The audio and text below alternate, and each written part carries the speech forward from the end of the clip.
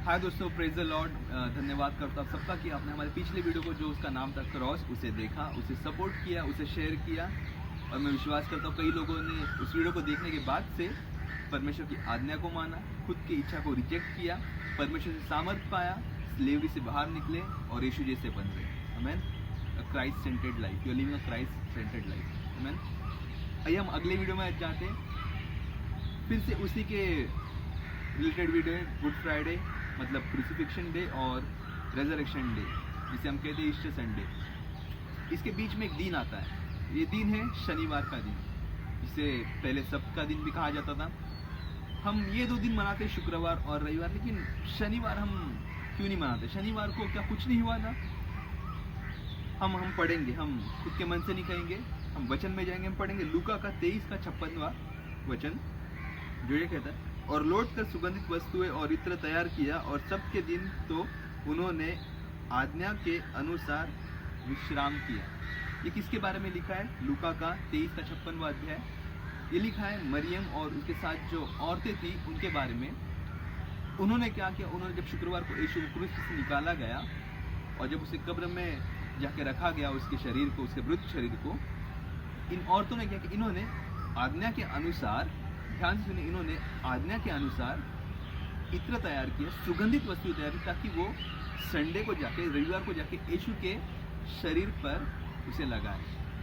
देखिए, यीशु इनके साथ रहता था, यीशु ने कहता था मैं जी उठूंगा मैं, लेकिन ये क्या कर रहे थे? उसके मरने के बाद की तैयारी को कर रहे थे। इन्हें अब तक लग रहा था कि गया, अब ये फिर से जीवित नहीं होगा, फिर से जी नहीं उठेगा, इन्हें ऐसा लग रहा था। लेकिन ये क्या कर रहे थे? ये आज्ञा के अनुसार इन्होंने शनिवार को आराम भी किया, इसलिए इन्होंने आज्ञा के अनुसार सुगंधित वस्तु और इत्र बना। दूसरा, इन्होंने आज्ञा के अनुसार, मतलब जो पुराने नियम की आज्ञा थी उसके अनुसार सबको इन्होंने आराम किया। मतलब सैटरडे को इन्होंने आराम किया और इन्होंने रविवार की तैयारी, जो यीशु पे चढ़ाने वाले थे, इत्र चढ़ाना, उसकी तैयारी इन्होंने शुक्रवार को करके रखी थी।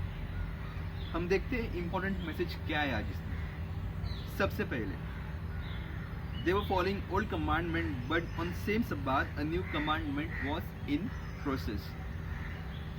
मरियम और जो स्त्रियां थी वो क्या करती? वो पुराने नियम की आज्ञा को मान रही थी, लेकिन जिस समय वो उस पुराने नियम की आज्ञा को मान रही थी, उसी समय, उसी शनिवार को परमेश्वर एक नई वाचा बनाता, एक नई आज्ञा बनाता, नई आज्ञा बनाता हम सबके लिए।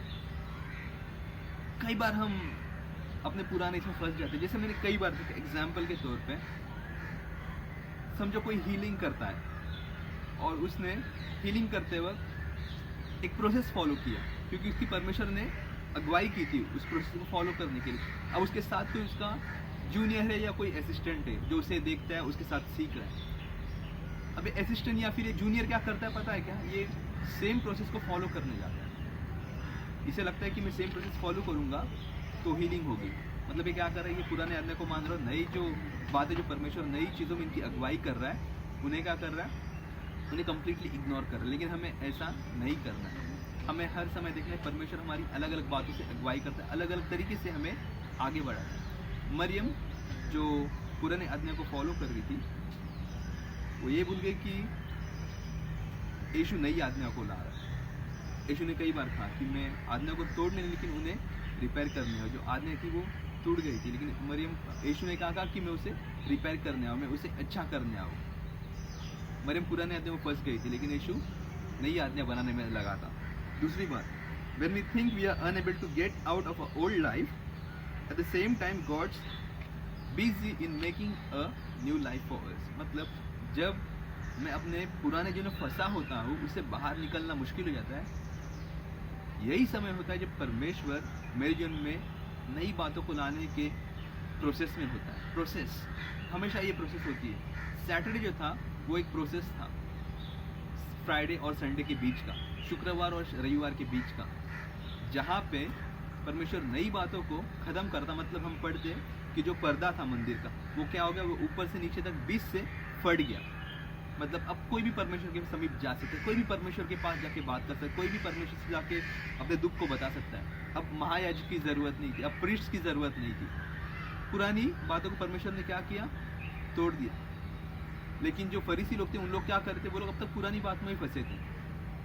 वो लोग परमेश्वर की ओर से जो नई बातें आ रही थी जहाँ पे इक्वालिटी थी, इसे ग्रहण करने तैयार नहीं थे। अब जब मैंने ये वर्ड यूज़ किया इक्वालिटी, तो इसका मतलब ये कि पुराने नियम में इक्वालिटी नहीं थी, पुराने नियम में भी इक्वालिटी थी, लेकिन इसके ऊपर हम कभी और बात करेंगे। तो इस एक वचन को पकड़ के ये मत कहना कि यार क्या पुराने नियम में इक्वालिटी नहीं थी, वहाँ भी थी यहाँ भी थी, लेकिन दोनों में एक फ़र्क है। वो फ़र्क को हमें जानना है कि वहाँ पे कैसे इक्वल था और नए नियम में कैसे इक्वालिटी है।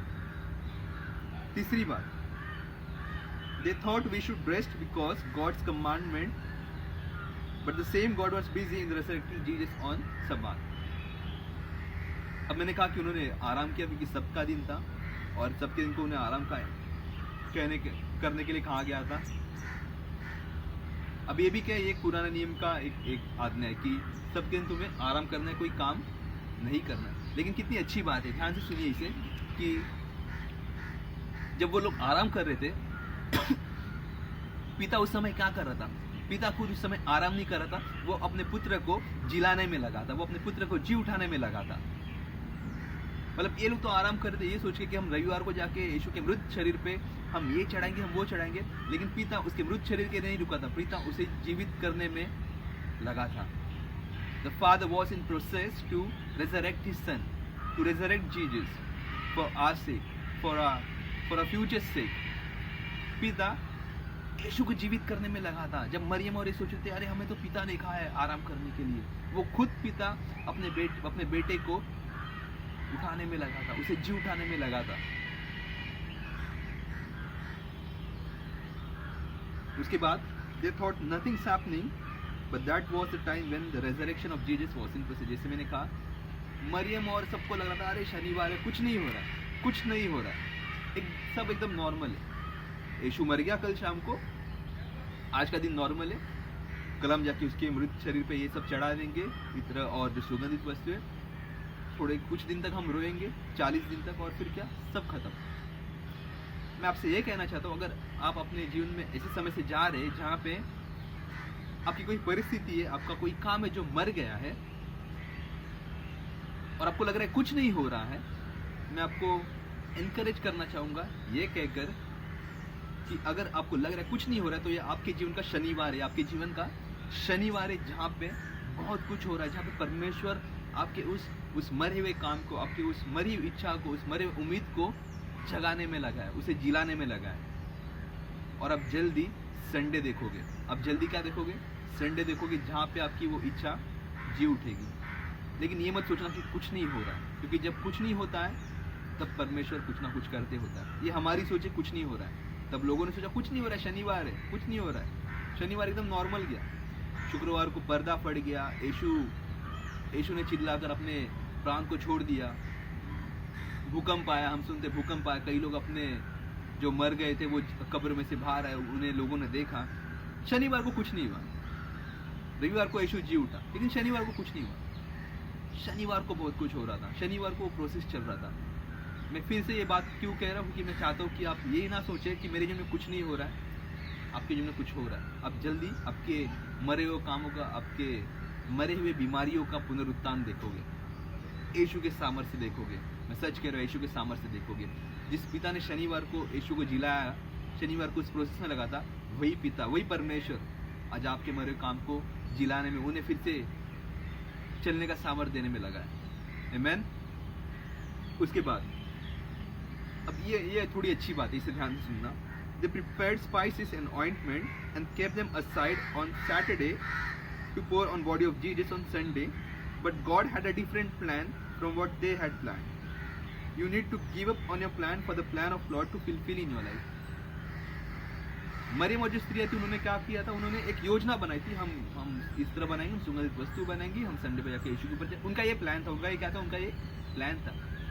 लेकिन इससे अच्छा प्लान पिता के पास था, इससे अच्छा प्लान परमेश्वर के पास था। और परमेश्वर का प्लान क्या था? कि जो तुमने तैयार किया है उसकी ज़रूरत मुझे नहीं है, क्योंकि जो तुमने तैयार किया है वैसा कुछ हुआ ही नहीं। जिस सोच को लेके तुमने ये तैयार किया है वैसा नहीं हुआ है, क्योंकि वो होने वाला है जो मेरी इच्छा है, वो होने वाला है जो मेरा प्लान है, वो होने वाला है जो मैंने ठहराया है। और पिता ने क्या ठहराया था? उसने ये नहीं ठहराया था कि मैं यीशु को मृत छोड़ूंगा संडे को। उसने ये ठहराया था मैं मेरे बेटा को जीवित करूंगा, मैं मेरे पुत्र को फिर से जीवित करूंगा। और लोग देखेंगे मेरे में क्या सामर्थ्य है। लोग देखेंगे कि मैं जो परमेश्वर हूँ, मुझ में प्राण लेने का और फिर से पुनरुत्थान करने का सामर्थ्य है। आमीन। मरियम और जो स्त्रियां थी,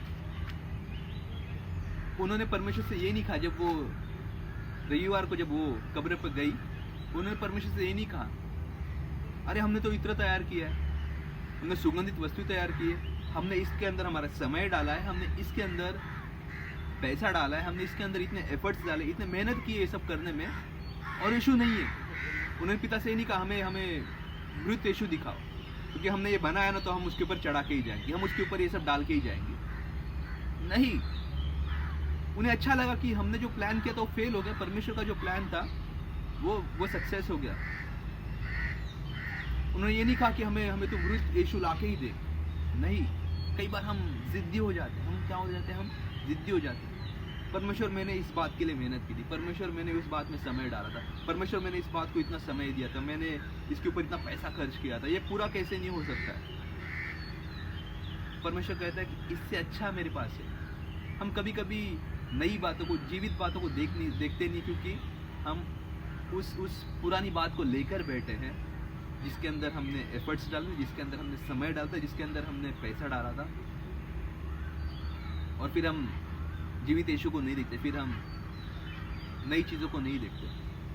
अगर मरियम और उसके जो स्त्रियाँ थी, अगर वो जिद पे अड़ती ना, परमेश्वर हम चढ़ा के ही जाएंगे, हमने मेहनत की, तो क्या होता पता है, तो वो शायद कभी जीवित यीशु को नहीं देख सकते, कभी देख नहीं पाते वो। लेकिन क्योंकि उन्होंने जिद नहीं पकड़ी कि हमने ऐसा किया, हमने वैसा किया, परमेश्वर ने उन्हें जीवित यीशु दिखाया सबसे पहले।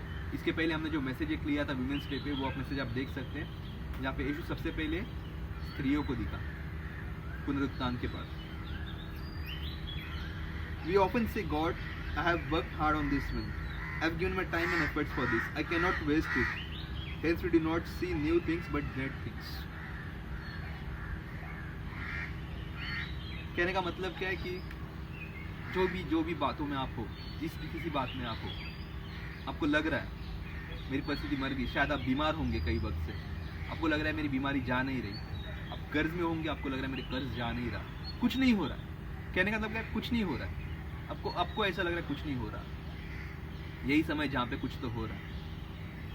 ये मत सोचिए मैंने इस चीज़ से बाहर निकलने के लिए, इस परिस्थिति से बाहर निकलने के लिए मैंने मेहनत की है, परमेश्वर के हाथों में छोड़िए। कभी कभी होता है हम अपने दिमाग से चलते हैं, अपने दिमाग से प्लान करते हैं, एफर्ट्स डालते हैं, लेकिन वो नहीं हो पाता।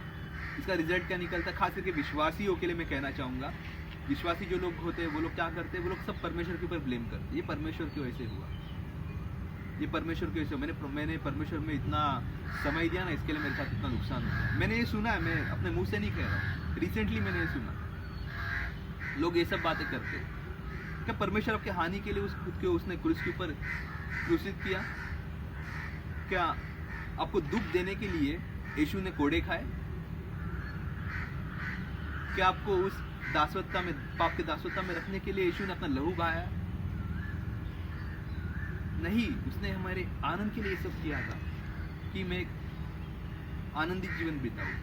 आनंद का जीवन मतलब ये नहीं है कि आपके पास पैसा आ जाएगा, इसके ऊपर फिर से कभी हम और बात करेंगे, लेकिन समझिए मैं क्या कहना चाह रहा हूँ।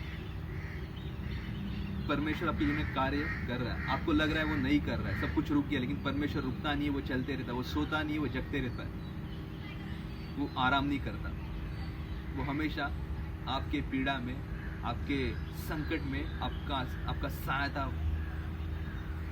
आपका सहायक बन के चलने में हमेशा तैयार है। ज़रूरी है कि मैं अपने पुराने चीज़ों को छोड़ दूँ, अपने पुराने उन बातों को छोड़ दूँ, तब जाके मैं उस पुनरुत्थान वाली चीज़ को देखूंगा जो परमेश्वर ने मेरे लिए रखी। आमीन। टॉपिक का नाम था, आज के टाइटल का नाम था व्हाट अबाउट सैटरडे, शनिवार का क्या। क्योंकि शनिवार को तो हम इम्पोर्टेंस देते ही नहीं है, शनिवार को हम ऐसे ट्रीट करते कि यार कुछ भी नहीं है। लेकिन भाइयों बहनों, शनिवार वो दिन था जहाँ पे ये प्रोसेस चल रही थी। आपके जो में शनिवार है, डरिए मत, रविवार ज़रूर आएगा जहाँ पे आप अपने चीज़ों को पुनरुत्थान होते देखें। आमेन। अगर विश्वास करता हूँ आपको वीडियो समझ में आया हो। मेरे पास टाइम बहुत कम होता है, मुझे 10 या 15 मिनट की वीडियो बनाने पड़ते हैं, क्योंकि I am not a big preacher, तो लोग शायद नहीं देखते इतने वीडियो जो 10 या 15 मिनट के ऊपर हो, जो हमारे रेस्टोरेंट चर्च के चैनल पे आते हैं। तो शायद मैं समझा नहीं पाता इस 10 या 15 मिनट में। लेकिन अगर आपको कोई भी सवाल हो तो आप पूछ सकते हैं कमेंट में। कोई पूछता नहीं, लेकिन आपको हो तो सवाल तो आप पूछ सकते हो। और एक बात मुझे ये कहनी थी, इफ़ यू एवर थिंक, आपको कभी भी ऐसा लगता है कि मैं जो वीडियोस बनाता हूँ या जो मैं कंटेंट लाता हूँ, जो भी मैं इन वीडियो में मैं बातें करता हूँ, वचन लाता हूँ, या जो मैं लॉजिक लगाता हूँ, वो मैं किसी और प्रचारक का, किसी और प्रीचर से कॉपी करता हूँ, तो आप पब्लिकली कमेंट कर सकते हैं कि भाई ये तो तू कॉपी करके बता रहा है। क्योंकि कुछ समय पहले ऐसा हुआ जहाँ पे मुझसे ये कहा गया था कि मैं वीडियोस को कॉपी करता हूँ, मैं औरों की वीडियोस देख के बनाता हूँ, वचन लेता हूँ। ऐसा नहीं है। परमेश्वर ने मुझे ब्लेसिंग दी है वचनों को जानने का, उनके अंदर डीपली सोचने का और फिर लोगों को बताने का। तो कहने लगा का कि अगर आपको लगता है कि मैं कॉपी कर रहा हूँ, you have all the right to comment publicly. सबको पता चलना चाहिए कि मैं कॉपी कर रहा हूँ। नहीं कर रहा हूँ तो मेरी प्रार्थना कीजिए। आमेन। हमारे रेस्टोरेशन चर्च के लिए प्रार्थना कीजिए कि हम आपके लिए ऐसे अच्छे अच्छे वीडियोस ला सकें। परमेश्वर आप सबको आशीष दे, आप सबके साथ बना रहे और आप सबके जीवन में शनिवार से शुक्रवार लाए, शनिवार से रविवार लाए। Amen. God bless you. Thank you.